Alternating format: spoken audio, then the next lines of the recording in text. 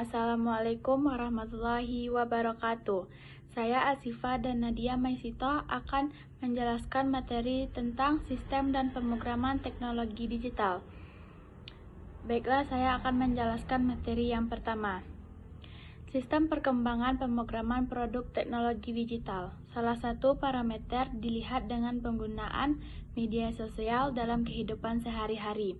Perkembangan teknologi di era telekomunikasi menjadi penggunaan internet sebagai media baru yang berhubungan dengan sistem perkembangan program dan juga berpengaruh dalam kehidupan sehari-hari. Ditandai dengan penemuan Bluetooth 2001, Facebook 2004, YouTube 2005, Apple iPhone 2007, Google Android 2008, Sophia The Artificial Intelligence Robot 2015, dan Tesla Model 2016. Berikut elemen pemrograman: 1. Variabel, 2. Konstanta, 3. Tipe data, 4. Ekspresi atau operator dan nilai. Dampak positif dan negatif dari elemen pemrograman yaitu memberikan informasi dan edukasi serta e-komersi. Dampak negatifnya yaitu menjadi malas dan kontraproduktif serta menyebarkan hoaks dan informasi baru. Berikut ada metode pengembangan perangkat lunak. Metode pengembangan software adalah merancang dan meningkatkan fungsi suatu program. Metode pengembangan software terbagi 5. Yang pertama, waterfall. Pengerjaan dilakukan secara tertata. Kelemahannya kurang fleksibel karena proses harus berurutan.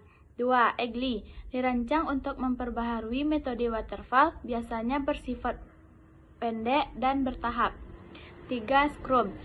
Turunan dari metode Agile. Cara kerjanya membagi pengembangan jadi beberapa turunan kecil agar bisa menyelesaikan tujuan yang besar. 4. DevOps. Menggabungkan proses pengembangan dan operasi. 5. Prototype. Membangun program secara cepat dan bertahap, dilakukan atas permintaan pengguna. Selanjutnya ada kolaborasi pengembangan perangkat lunak.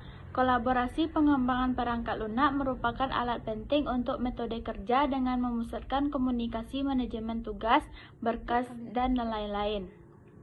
Memungkinkan orang bekerja sama dari jarak jauh melalui internet.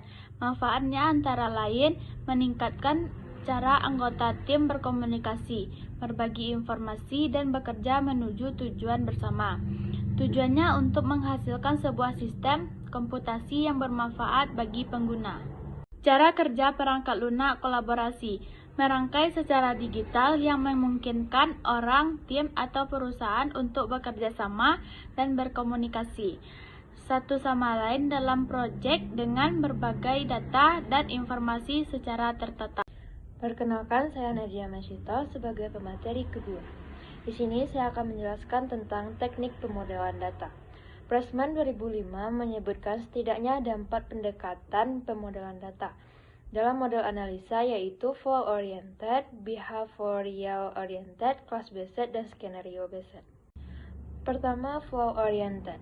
Mendeskripsikan sistem dengan menitik beratkan pada alur data, umumnya merupakan flowchart dan DFD. Kedua, behavioral-oriented. Mendeskripsikan sistem dengan menitik beratkan pada tingkah laku data objek, umumnya menggunakan sequence dan state diagram. Ketiga, ada class-based. Mendeskripsikan sistem dengan menitik beratkan pada data objek, umumnya menggunakan class diagram. Keempat, ada skenario-based. Mendeskripsikan sistem dengan menitik beratkan pada skenario sistem, umumnya menggunakan use case, activity, dan swimline diagram. Selanjutnya, sebuah tanggung jawab. Sebuah peran dan tanggung jawab secara umum misalnya menjadi programmer. Tanggung jawab programmer adalah menyusun dan menulis dokumentasi pengembangan program dan revisi berikutnya, memasukkan komentar dalam kode instruksi sehingga orang lain dapat memahami program yang dikembangkan. Lanjut ke kegagalan sebuah proyek dalam pengembangan sistem. Dalam pengembangan program, diperlukan perencanaan dengan tujuan untuk mengurangi ketidakpastian, meningkatkan ekonomi dalam kegiatan operasi, memusatkan pada tujuan, dan menyediakan sarana mengendalikan operasi. Contoh proyek yang gagal, seperti jet penumpang supersonik Concorde. Industri penerbangan seringkali mengalami kegagalan dalam proyek-proyeknya, seringkali disebabkan oleh rencana yang terlalu ambisius dan riset pasar yang tidak memadai. Penyebab kegagalan sebuah proyek dalam pengembangan sistem. Pertama, manajer tidak kompeten. Kedua, kurang keterlibatan manajer proyek. Ketiga, kurangnya perencanaan yang tepat. Keempat, tidak tersedianya sumber daya terampil. Kelima, kurangnya dukungan manajemen penyelarasan kepemimpinan.